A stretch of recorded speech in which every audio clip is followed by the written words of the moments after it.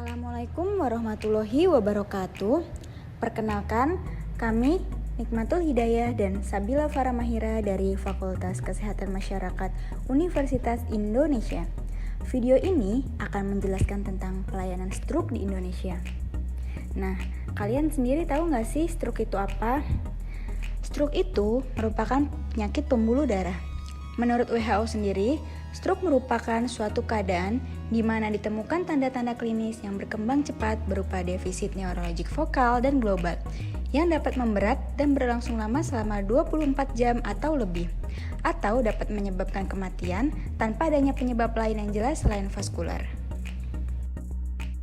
Stroke dapat dibedakan menjadi dua, yaitu stroke hemoragik dan stroke iskemik. Stroke hemoragik adalah suatu gangguan peredaran darah otak yang ditandai dengan adanya perdarahan intracerebral atau perdarahan subarachnoid. Sedangkan untuk stroke iskemik, yaitu suatu gangguan peredaran darah otak tanpa terjadi suatu perdarahan dan merupakan stroke yang paling sering terjadi. Nah, di sini ada tips mudah mengenali tanda gejala stroke. Ingat slogan segera ke RS. S. Senyum tidak simetris atau mencong ke satu sisi, tersedak, sulit menelan air minum secara tiba-tiba. G. Gerak separuh anggota tubuh melemah secara tiba-tiba. R. Bicara pelo atau tiba-tiba tidak dapat berbicara dan tidak mengerti kata-kata serta bicara menjadi tidak nyambung. K. Kebas atau baal atau kesemutan separuh atau seluruh tubuh.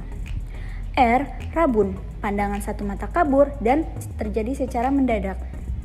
S. Sakit kepala hebat yang muncul secara mendadak dan tidak pernah dirasakan sebelumnya.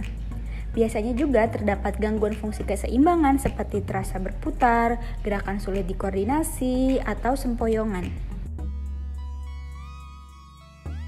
Stroke memiliki dua faktor risiko, yaitu faktor risiko yang tidak bisa diubah dan faktor risiko yang bisa diubah. Untuk faktor risiko yang tidak bisa diubah meliputi umur, jenis kelamin, ras, dan genetik keluarga. Dan untuk faktor risiko yang bisa diubah yaitu hipertensi, diabetes mellitus, merokok, penyakit jantung lainnya, pernah mengalami stroke sebelumnya, konsumsi alkohol, penyalahgunaan obat, obesitas, pemakaian kontrasepsi hormonal, stres mental fisik, migrain, dan anemia. Apakah kalian tahu bagaimana gambaran stroke di dunia dan di Indonesia? Untuk di dunia, di antara 6 orang akan mengalami stroke di sepanjang hidupnya, menurut WHO. Kemudian, menurut AHA, setiap 40 detik terdapat satu kasus baru stroke dengan prevalensi 795.000 pasien stroke baru atau berulang terjadi setiap tahunnya, dan kira-kira setiap 4 menit terdapat satu pasien stroke yang meninggal. Kemudian, prevalensi stroke di India diperkirakan 203 pasien per 100.000 penduduk. Sedangkan di Cina, insidensinya 219 per 100.000 penduduk. Prevalensi stroke di kawasan Asia Tenggara seperti Singapura sebanyak 4,05% penduduk. Sedangkan di Thailand sebanyak 690 per 100.000 penduduk. Ya, melihat gambaran stroke di Indonesia, prevalensi stroke berdasarkan diagnosis pada penduduk umur lebih dari 15 tahun paling banyak di Provinsi Kalimantan Timur dengan angka sebesar 14,7% dan paling sedikit di Provinsi Papua dengan angka 4,1%.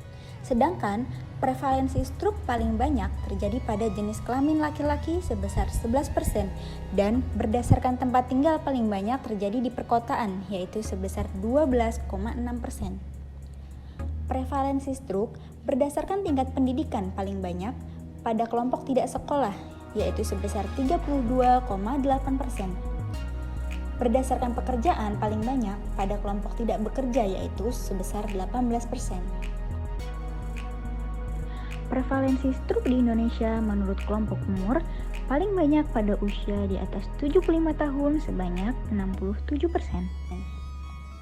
Terkait dengan program stroke yang diterapkan oleh pemerintah yaitu Germas mengajak masyarakat untuk membudayakan hidup sehat agar mampu mengubah kebiasaan-kebiasaan atau perilaku yang kurang atau tidak sehat. Sedangkan Posbindu PTM merupakan kegiatan pengendalian faktor risiko penyakit tidak menular melalui pemberdayaan masyarakat. Sasaran programnya ditujukan kepada seluruh masyarakat sehat dan berisiko yang berusia mulai dari 15 tahun ke atas. Ingat, ketika gejala stroke mulai menyerang secara perlahan ataupun tiba-tiba, segera cek dan konsultasi untuk dilakukan terapi serta kendalikan faktor risiko dan emosi. Cegah stroke dengan perilaku cerdik.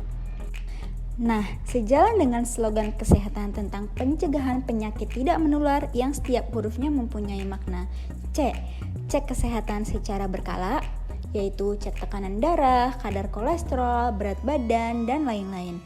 E, nyahkan asap rokok. R, rajin aktivitas fisik, olahraga ringan 5 kali seminggu, minimal 30 menit sehari.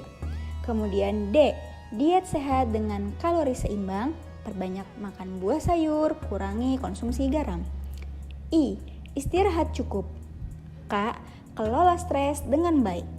Untuk itu, perilaku cerdik ini bisa diterapkan lewat kegiatan Posbindu penyakit tidak menular. Untuk penata laksana stroke dibedakan berdasarkan jenis stroke-nya sendiri. Pada stroke iskemik dapat diberikan obat, operasi endarterektomi karotis, dan arteri karotis. Sedangkan pada stroke hemoragik dapat diberikan obat dan operasi. Pelayanan kesehatan selama masa pandemi COVID-19 menghadapi dilema antara himbauan untuk jaga jarak atau memprioritaskan kegawat daruratan medis untuk menyelamatkan pasien dan menghindari kecacatan.